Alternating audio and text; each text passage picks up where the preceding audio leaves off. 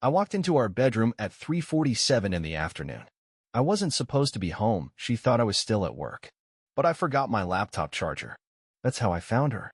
In our bed. With a man wearing a fluorescent orange vest and muddy steel-toe boots. A sanitation worker. She didn't even flinch when I opened the door. She smiled. That smile destroyed me. The charger. That stupid charger is the only reason I came back. I'd left it under the nightstand and realized it halfway through a project call. I told my manager I'd run home for 10 minutes. I didn't even turn off the engine when I parked. Just sprinted inside. I took the side stairs, our bedroom's closer that way. I remember thinking I'd surprise her with a kiss. We hadn't kissed in weeks. The bedroom door was half closed. I pushed it open without knocking. The first thing I saw was a bare foot. His, not hers. The second thing I saw was my fiancée, Kim, laughing. She was lying on her back, arms up over her head, sheets tangled around her legs. And on top of her, moving, was a man with a weathered face, grimy jeans around his ankles, and a neon orange vest still on. A city sanitation vest. Our city. They both froze when they saw me. He rolled off her like I wasn't even human. She didn't cover herself. She just sat up and said, "Well, that was faster than I thought." Then she laughed. I said her name. Just her name. Kim. I couldn't get anything else out. My throat locked. I felt like I was drowning standing still. She looked at him and said, "Don't worry. He's harmless." Then to me she added, "Didn't you have a meeting or something? Why are you even here?" I backed out of the room. My legs felt like air. I didn't run. I didn't scream. I didn't break anything. I just left. I sat in the car for a while, gripping the steering wheel so hard I thought it might snap off. I stared at the house, waiting to wake up. But it wasn't a dream. She cheated on me. In our bed. With a sanitation worker. While I was working to pay our mortgage. I didn't go back to the office. I drove to my friend Evan's house and asked if I could crash for a few days. He didn't ask questions. He saw my face and just nodded. Later that night, Kim sent me a text. One sentence. "Don't act surprised. You're just the kind of guy who doesn't see what's in front of him." I didn't respond. I couldn't. My hands were shaking too hard to type. But the worst was the next day. When I went back for clothes, she was in the kitchen making pancakes. Like nothing happened. She looked me in the eye, flipped a pancake, and said, "Next time you leave work early, maybe knock. You're lucky it was just Carl." Just Carl. I stood there with my duffel bag in my hand, and she kept going. "Honestly," she said, "you should be thanking me. I've been bored out of my mind pretending you're interesting." Then she smiled. And I swear something broke in my chest. I stayed quiet for the first few days. Didn't tell anyone. Not even my parents. Evan tried to ask, but I shut him down. I kept thinking maybe it was a mistake. Maybe I imagined it. Maybe if I just talked to her, she'd explain something that would fix it all. I couldn't sleep. I'd lie awake on Evan's couch and replay it. Her voice. That smirk. That line. "You're just the kind of guy who doesn't see what's in front of him." And still, somehow, I wanted to fix it. I didn't even know why. I guess part of me thought we were still savable. I texted her. Just one message. "Can we talk?" She replied 10 minutes later. "Talk? About what? You saw everything you needed to." I didn't reply. I drove to the house anyway. She opened the door wearing my old hoodie. Like it meant nothing. Like she hadn't betrayed me in it. Her hair was wet. She just showered. She leaned on the doorframe and said, "Well, if it isn't my little martyr." I didn't answer. "Come in," she said. "Might as well finish whatever pitiful speech you've got rehearsed." Inside, the kitchen was spotless. The bed was made. The smell of cleaning supplies filled the place. "You cleaned," I said, because I couldn't think of anything else. She rolled her eyes. "Yeah, figured I should sanitize after Carl." That hit me like a punch to the chest. I asked her why. Why she did it. Why with him? She poured herself water. Sipped it. Looked me dead in the face and said, "Because I wanted to. Because I was tired of pretending you're not boring." I stood there frozen. She laughed. Actually laughed. "You're unbelievable," she said. "You catch me in the act, and then what? You come crawling back asking to talk? You're even more pathetic than I thought." "I wanted to forgive you," I said quietly. She blinked, stunned for a moment. Then smirked. "Of course you did." That smirk. I'll never forget it. That was the moment I realized she didn't regret it. Not a bit. In her mind, she was the one with the power. She had humiliated me, and she liked it. She walked right up to me, inches from my face. "Let me guess. You were going to tell me how much you still love me, right?" That you're willing to work through it? That it was just a mistake? I didn't answer. She leaned closer, almost whispering. Carl's a trash man. Literally. He smells like the inside of a dumpster. But you know what? At least he knows how to act like a man. That one broke me. I turned around and walked out the door. She called after me, "You're predictable. I knew you'd come running. You always do." I didn't look back. That night I didn't sleep. I stared at the ceiling in Evan's guest room and realized something had shifted in me. I had wanted to forgive her. But now I wanted her to feel what I felt. And I was going to make sure she did. I didn't sleep for 2 days straight. Not because of heartbreak. That part had turned into something colder. Sharper. Every time I closed my eyes, I saw her face when she said, "You always come running." Like she'd won. I was a joke to her. A backup. A doormat in dress shoes. But if there was one thing I knew, it was that she thought I'd never fight back. She thought I'd take the humiliation and disappear. That's where she was wrong. I didn't know exactly what I was going to do at first. I wasn't some mastermind. I was just a guy with a broken heart and too much time. But I knew 2 things. 1, I wanted her to feel what I felt. And 2, I couldn't get revenge by screaming or smashing things. That's what she'd expect. That's what Carl would have done. I started simple. I went to our joint bank account and pulled every dollar that was mine. I left exactly 36 cents, the same number of months we were engaged. I closed my credit card too. The one she used for online orders. I didn't send a warning. I didn't even leave a note.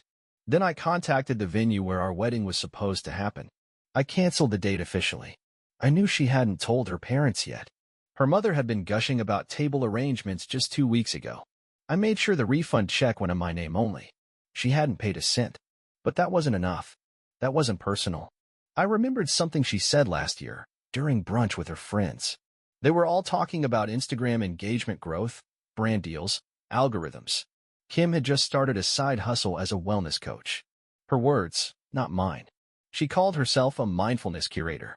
She'd launched a blog, a YouTube channel, and paid for a bunch of fake followers. It was all smoke and mirrors. I helped her build the website.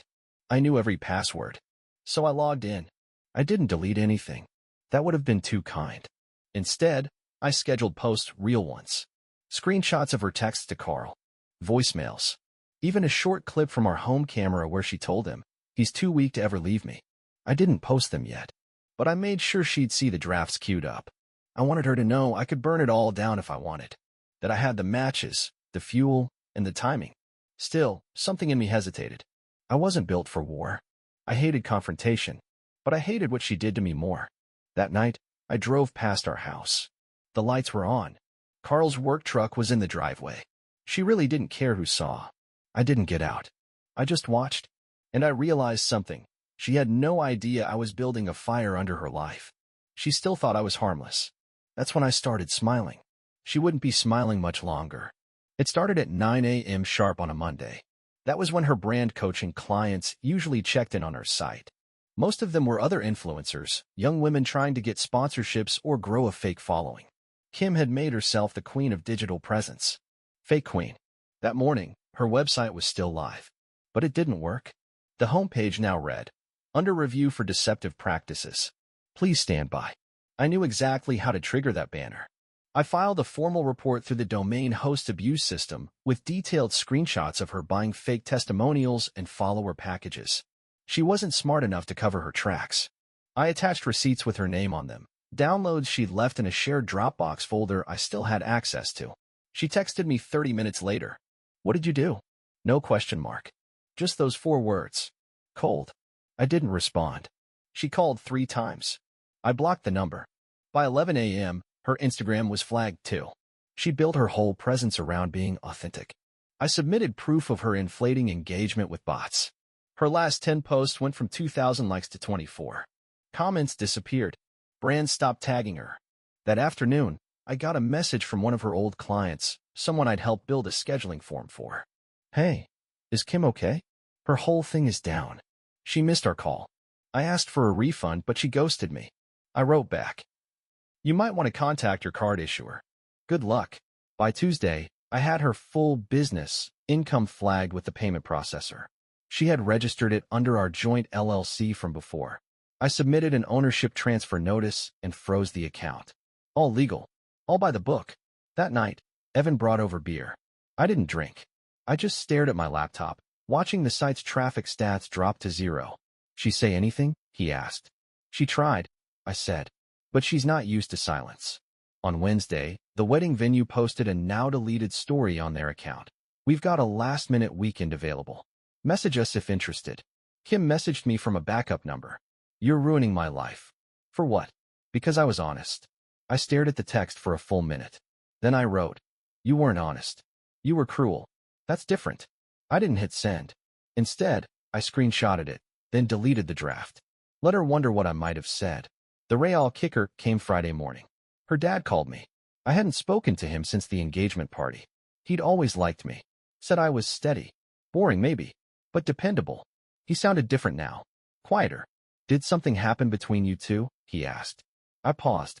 Then I said, you should ask your daughter. There was a long silence. Then he said, I will. And just like that, her own family started asking questions. That weekend, she showed up outside Evan's house. I watched from the window. She was crying. I didn't go out. Evan asked, you want me to tell her to leave? No, I said. Let her stand there a while. Let her feel it. She finally got in her car and drove off after 20 minutes. It was the first time I saw her look small, but I knew she wouldn't stay down for long. She'd come back harder, and I'd have to be ready. It started with an email. Subject line, cease and desist. It came from a law firm. Not hers, someone new. Someone expensive. The message was clear. If I didn't take down the false and defamatory materials from her site and stop interfering with her business, they'd pursue legal action. They didn't know I hadn't posted anything publicly yet. That meant only one thing. She'd seen the drafts. She was scared. But now she was fighting back the only way she knew how. Legally, publicly, and with zero shame. That same day, her Instagram came back to life. But it looked different. She'd wiped the whole account. No more fake mindfulness quotes. No wedding photos. No soft lighting. Now it was just one black and white video. In it, she cried. Full tears. Makeup running.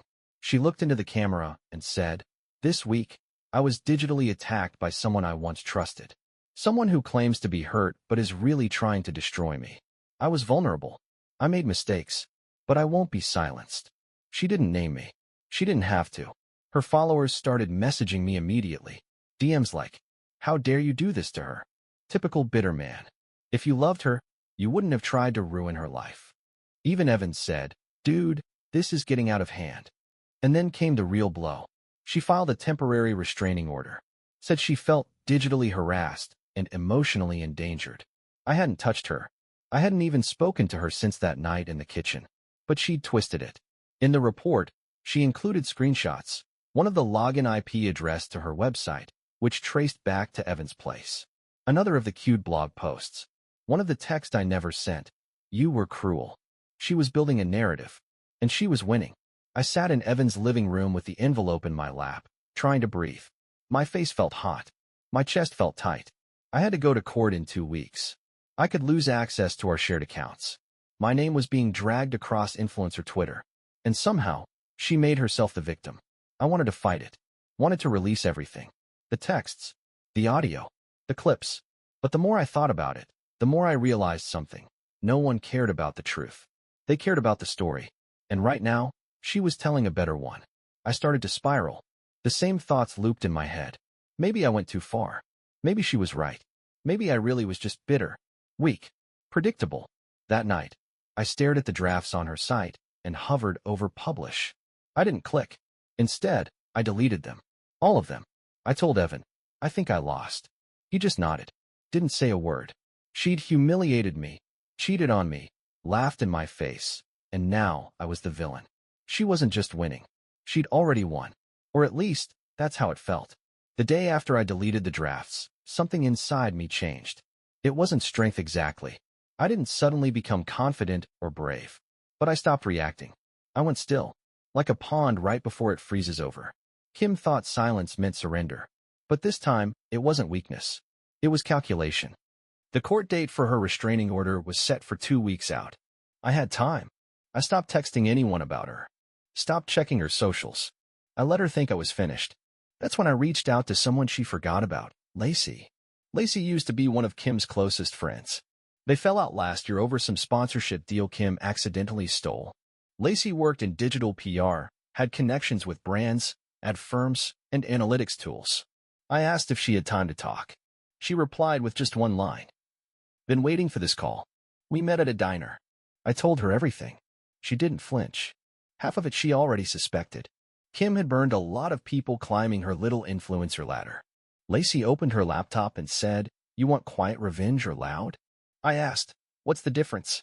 Quiet ruins her from the inside. Loud turns people against her. Quiet lasts longer. I picked quiet. She nodded and started typing. Within an hour, she helped me file 3 anonymous reports to the platforms Kim used for brand deals. Not about her cheating. Nothing personal. Just cold, hard business violations, misrepresenting her audience demographics, inflated engagement, and failure to disclose paid posts. It wouldn't cause a scandal, but it would slowly kill her partnerships. Next, Lacey found her sponsorship rate card. Kim had posted it to a Dropbox link 2 years ago, then forgot to remove it. The numbers didn't match her analytics anymore. Some brands were overpaying by 400%. One of them was a supplement company run by a guy Lacey used to date. She messaged him anonymously with proof. By Friday, Kim's biggest brand posted a temporary pause in influencer partnerships. I didn't smile. I didn't celebrate. I just waited. The following Monday, I got served again. But this time, it was different. Kim had filed for damages over reputational interference. She'd figured out someone was messing with her deals. She assumed it was me. The documents included a request for financial records. That's when I realized she thought I had money. She thought the refunds from the wedding, the closed credit lines, the frozen business account meant I had stashed it all away. She was desperate. She wasn't winning anymore. She was flailing. At the bottom of the paperwork was a list of assets she wanted to review. My name was on the LLC. So was the car. So was the apartment. She wasn't just trying to ruin me. She was trying to take everything. But I'd already started moving assets to a new trust, thanks to a lawyer Lacey recommended. Quietly. Legally. Clean. Kim had no idea yet. And I wasn't going to tell her. Let her walk into court thinking I was the same weak man she used to mock. Let her believe I still wanted her approval. Let her think she was still in control. Because soon, she'd realize just how far I'd gotten while she was busy chasing sympathy. 2 days before the court hearing, I got a call from my bank. "Hi, Mr. Mason. We just wanted to verify a flagged transaction. There's been a request to release the freeze on your joint business account. The authorization appears to come from a court-approved document." My stomach dropped. "What document?" I asked. They emailed it to me. I opened the PDF and felt my chest go cold. Kim had filed an emergency motion claiming I was using our joint LLC to hide funds during a malicious cyber campaign against her brand. She submitted doctored screenshots showing me admitting to Lacey that I was glad her career was burning. I never said that, but it didn't matter. Attached was an affidavit. Signed. Notarized. Allegedly written by Evan. I called him immediately. "Man, what is this?" I said. He hesitated. "She came by last week." I didn't think she'd actually look. I didn't sign anything. I swear to you. She had forged it and submitted it to court. I forwarded everything to Lacey's lawyer friend. He called me that night. "She's taking a big risk, fabricating a statement. If we catch it, it could backfire hard. But right now, the judge won't know it's fake unless Evan testifies. Is he willing?" I asked him. Evan didn't hesitate. "I'll do it. I'll go in and say it straight to the judge's face." But that wasn't the worst part. That night, I got a message from my employer's HR department. I hadn't told them anything about the situation. I thought I was being careful, but someone had sent them a packet. Inside, accusations of online harassment, emotional instability, and hostile behavior against women. No names. No direct claims. Just enough to raise questions. I was placed on immediate leave pending internal review. I sat in my apartment staring at the wall. She wasn't just trying to destroy my image. She was trying to ruin me completely. Job, finances, reputation, everything.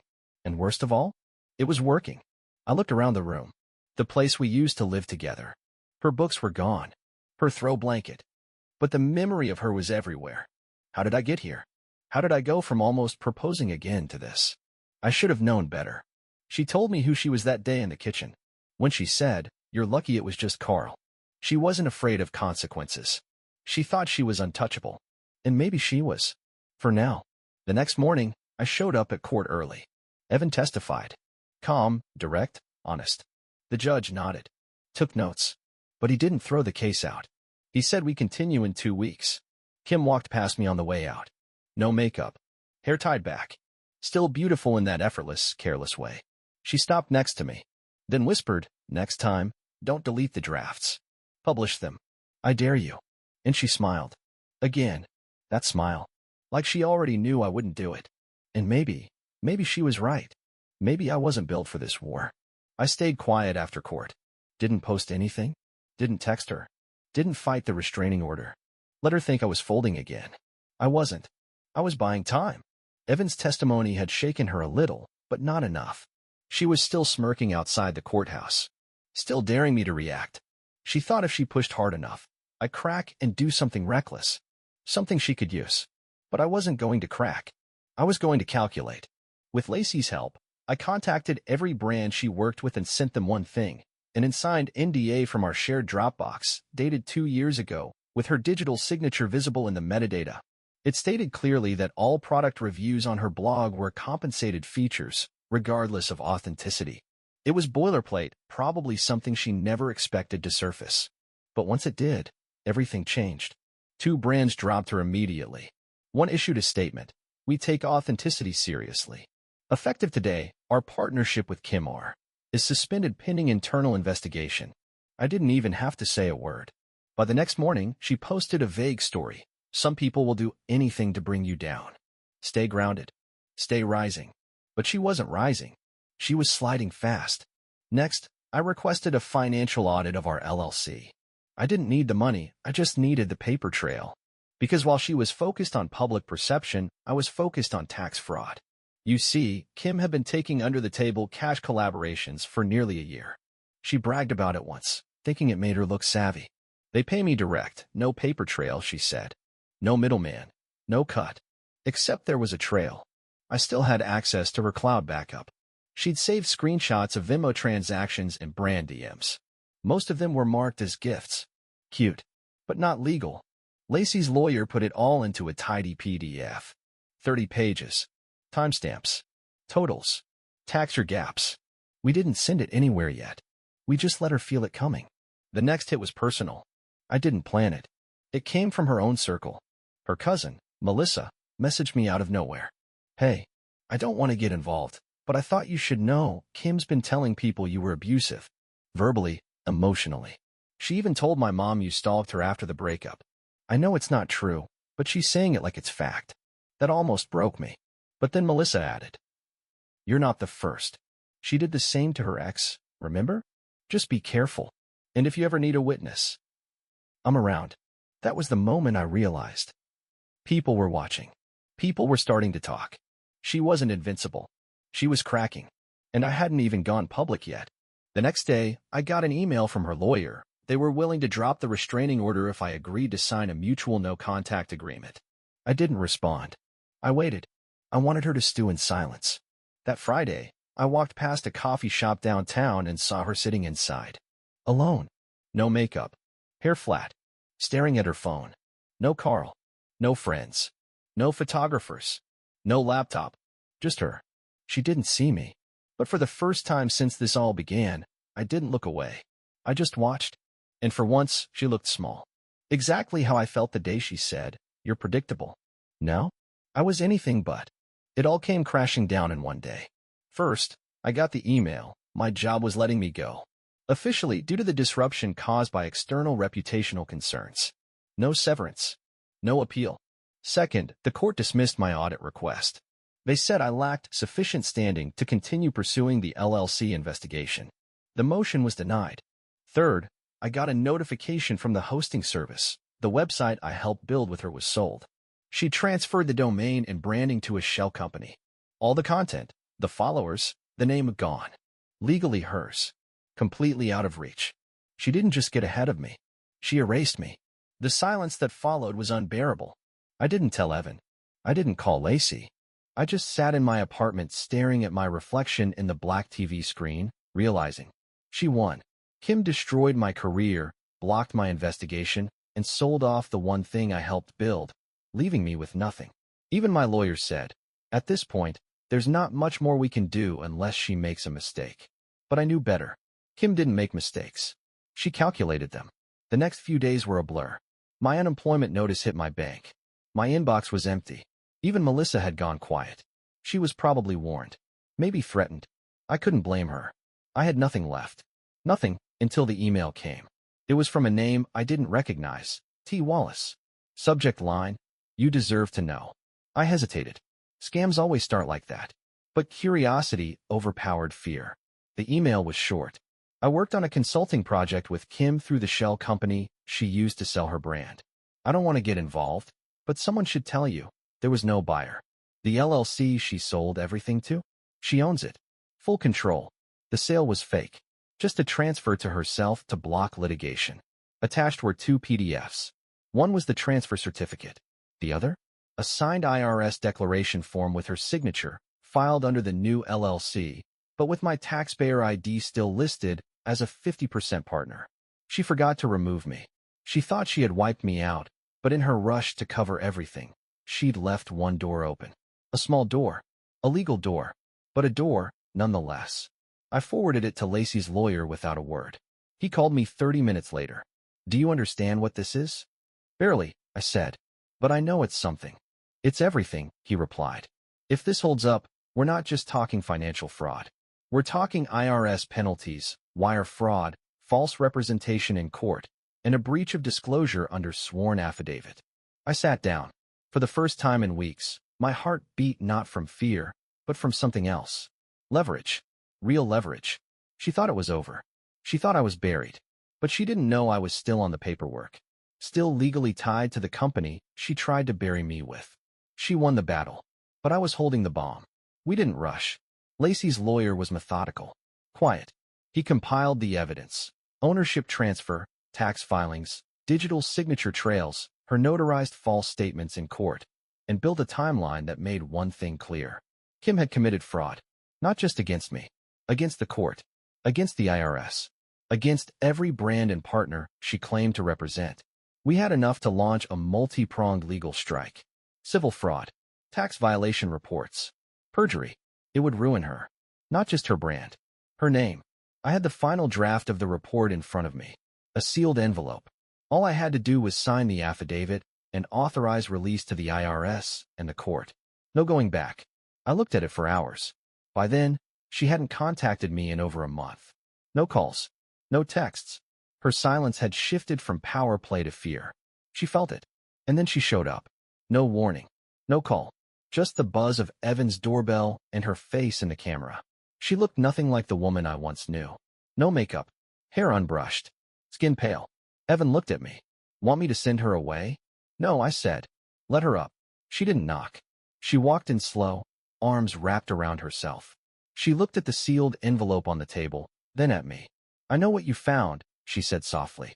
I didn't reply. She took one step closer. Her voice cracked. "I didn't mean to hurt you like this. I lost control. I thought if I could win, if I could stay on top, then none of it would catch up to me." "It just did," I said. Tears filled her eyes. She walked over and fell to her knees in front of me. "I'm sorry," she whispered. "I swear I'm sorry. Please don't do this. Don't destroy me." I didn't move.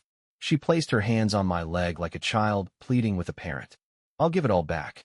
The site, the accounts, the brand. I'll put everything in your name. I'll admit everything if you want. Just please don't go to the IRS. Please." Silence.